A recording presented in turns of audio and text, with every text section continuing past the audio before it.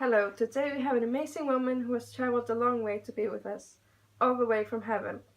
She was a great actress and born in 1929 in Philadelphia, Pennsylvania. Of course, I'm talking about Grace Kelly. While attending Ravenhill Academy, a Catholic girls' school, Kelly modeled fashion at local social events with her mother and sisters. Before graduating in May 1947 from Stevens School, a socially prominent private institution on Walnut Lane in the northwest Philadelphia neighborhood of Germantown, she acted and danced. Her graduation yearbook listed her favorite actress as Ingrid Bergman and her favorite actor as Joseph Cotton. Written in the Stevens Prophecy section was Miss Grace P. Kelly, a famous star of stage and screen. Grace decided to pursue her dreams of being an actress, and she auditioned for the American Academy of Dramatic Arts in New York. Her acting career mainly started in 1959 at the age of 20. Grace appeared in New York City theatrical productions and more than 40 episodes of live drama productions. On Walnut Lane in the northwest Philadelphia neighborhood of Germantown, she acted and danced. Her graduation yearbook listed her favorite actress as Ingrid Bergman and her favorite actor as Joseph Cotton.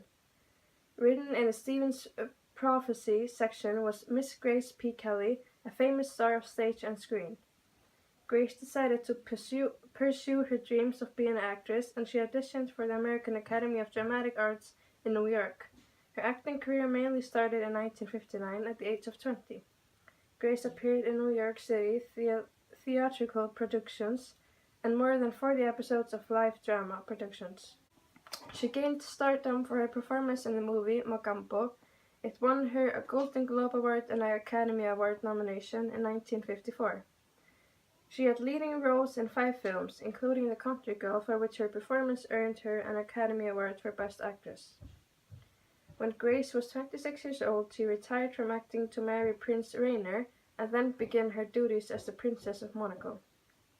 Rainier met Kelly and her family, and after 3 days he proposed. She accepted, and the families began preparations for what the press had at the time dubbed the wedding of the century. She and her family had to provide a dowry of $2 million in order for the marriage to go forward. The religious wedding was set for April 19, 1956. News of the engagement was a sensation, even though it meant a probable end to Kelly's film career. Alfred Hitchcock quipped that he was very happy that Grace has found herself such a good part. Grace and Rainier had 3 beautiful children, Caroline, Albert, and Stephanie.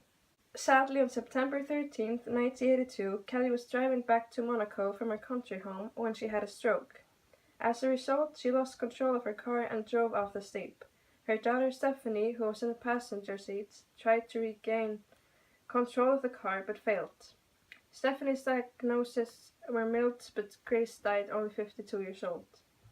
Let's welcome Grace, Patricia, Kelly. Miss Kelly, welcome, and thank you for coming to us here today. Thank you for having me. How are you today? I'm great, thank you for asking. We would like to ask you some questions about your acting career and your life. Is that okay with you? Yeah, no problem.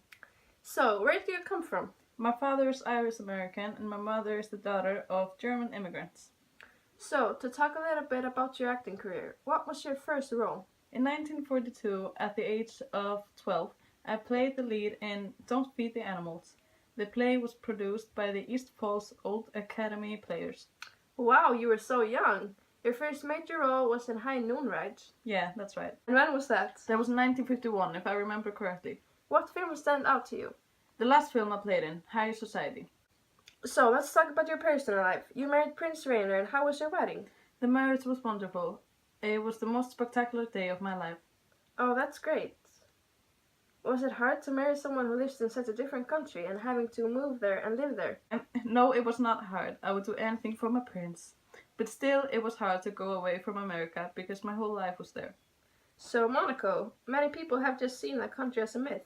How is it there? Yes, Monaco is a little wedge between Italy and France that has managed to survive all of the upheaval of history and miraculously survived in today's world. Even though many people just think it is a myth, we are still here. Do you think people take Monaco seriously, or the fact that you are a princess of Monaco? Well, I think they have to. It depends. If you want to talk in millions and to pay on the last number of importance, then perhaps Monaco does not have a significance. But for me, it has a great significance because I believe in the individual and I think that individualism is important, and here we are able to deal with individuals. Since you have been here, have you done a lot of things to make Monaco more known and to bring more culture and activities here? Is that kind of your interest? That is what I'm mainly interested in, the artistic and also the social welfare side of the Principality. Monaco has always been synonymous with the arts. Like we talked about before, are you basically mostly from America? How is it for someone American to live in Europe for 26 years of your life? Do you see things differently? I keep contact naturally with my friends and my family, and we make great effort too, because my friends are very important to me. I go often to the United States and I make great effort to keep up with what's going on here. I think it's rather easy. I do not think it's hard to see what's going on in the United States, but when I am in America, it's much harder to find news or to see what's going on in Europe. But when my children got born here, I started to feel like home. This is where my family is now, and I'm still American. In the end, let's talk a little bit about your death. Yes. How is it up there? It's very hard seeing my family, but they're not able to see or talk to me.